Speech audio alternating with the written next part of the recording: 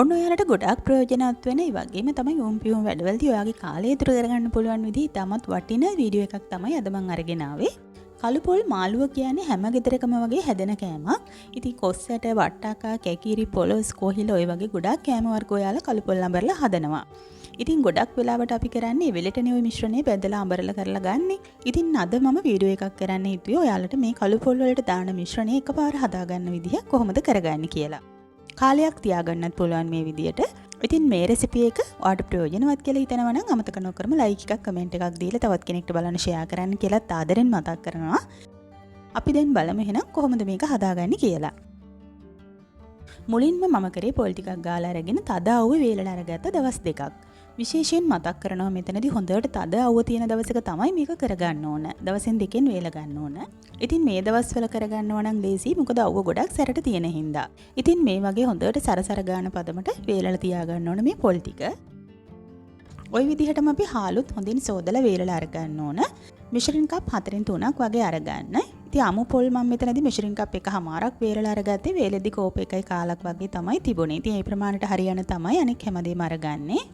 ඊළඟට සෝදලා වේලලා අරගත්ත පරිප්පුව. මෙෂරින් කප් භාගයක් කරගන්න පරිප්පුව. ඒත් හොඳට සෝදලා තද අවුවේ වේල ගන්න ඕන. ඉතින් පරිප්පු නම් අත්‍යවශ්‍යම නැහැ. ඔයාට කැමති නම් විතරක් එකතු කරගන්න පුළුවන්. ඊළඟට ඕන වෙනවා අවුවේ වේලලා අරගත්ත අබ ඇට ග්‍රෑම් 40ක්. ඉතින් මම අබ ඇට ගෙදර තිබුණ නැති හින්දා කලින් කොටපු අබ වලින් තමයි මෙතනදී අරගන්නේ. ඊළඟට ගම්මිරිස්. ඒකත් ගම්මිරිස් ඇට මේ සැඳි 3ක් විතර වගේ අරගන්න ඕනේ. ඉතින් ඔයාලට සැරට කැමති නම් මේ සැඳි 2ක් විතර වගේ එකතු කරගන්න පුළුවන්.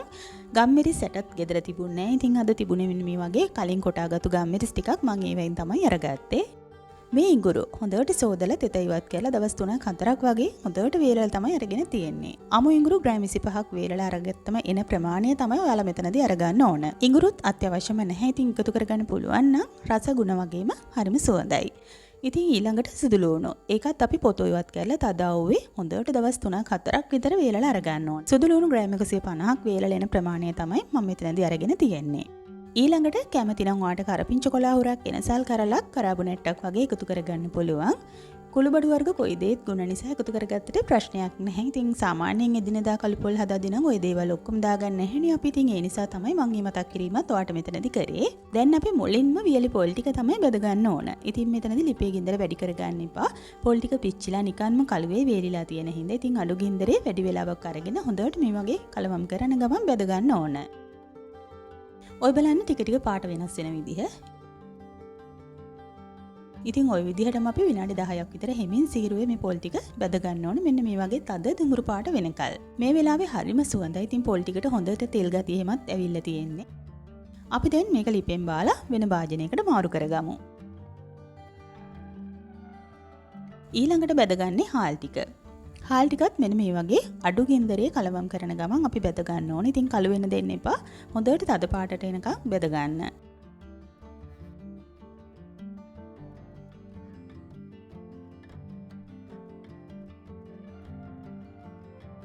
ඊට පස්සේ ඒකත් අපි ලිපෙන් බාලා අර පොල් එක දාගත්තු භාජනයටම දාගන්න ඕන. ඊට පස්සේ ওই විදිහට පරිප්පු ටිකත් බෙද ගන්න.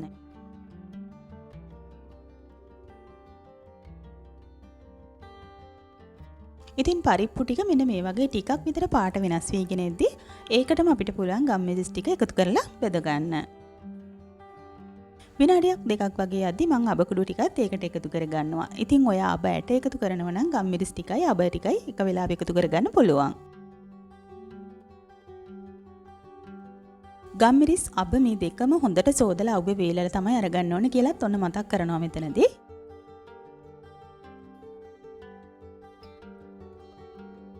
ඊළඟට අපි සුදුලුණු ටික බෙද ගන්න. ඉතින් සුදුලුණු ටිකත් හොඳට බෙද ගන්න ඕන සල්සර ගන්න පදමට හැන්දට දැනෙන්න ඕන. ඒ වගේම තමයි අතින් දෙකට කඩා ගන්න පුළුවන් වෙනවා. ඉතින් සුදුලුණු ටික හරි පදමට බෙද ගන්න ඕන. ඔයා එහෙම නැත්තම් මේක කල් තියා ගන්න බැරි වෙනවා. අන්තිමටම අපි ඉඟුරු ටික බෙද ගන්න. ඉතින් ඒකටම මම කරපිංචි ටිකත් එකතු කරලා බෙද ගන්නවා.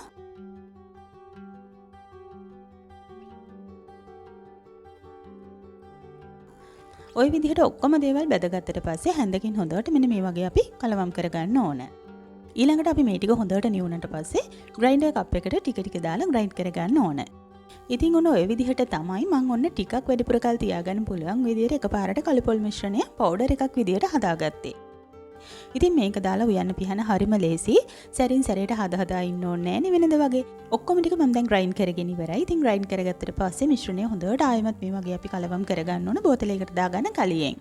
ඉතින් ඔන්න ඔය විදියට හදලා ඔයාලට පුළුවන් මේක ෆ්‍රිජ් එකේ දාලා ගොඩාක් කාලයක් පාවිච්චි කරන්න. ඉතින් මේක එළියෙත් අපිට සතියක් දෙකක් වගේ යනකම් උනත් තියාගන්න පුළුවන්. ඉතින් මේක එළියේ තියලා අරගෙන ආයෙම ශීතකරණයට දාලා තියනකොට වඩා ලේසි ඔයාලට එකපාරටම මේක ශීතකරණයට දාලා කාලයක් තියාගත්තම. මේ රෙසිපි එකත් ඔයාලට ගොඩාක් ප්‍රයෝජනවත් වෙන්න ඇති කියලා හිතනවා. ඉතින් අනිවාර්යෙන් රෙසිපි එකට ලයික් එකක් කමෙන්ට් එකක් දීලා තවත් කෙනෙක්ට බලන්න ෂෙයා කරන්න කියලා ආදරෙන් මතක් කරනවා. ගිහින් එන්නම් තවත් දවසක අලුත්ම රෙසිපි එකක් අරගෙන. එතකන් වීඩියෝ එක බැලුවට ඔයාලා හැමෝටම ගොඩාක් ස්තුතියි.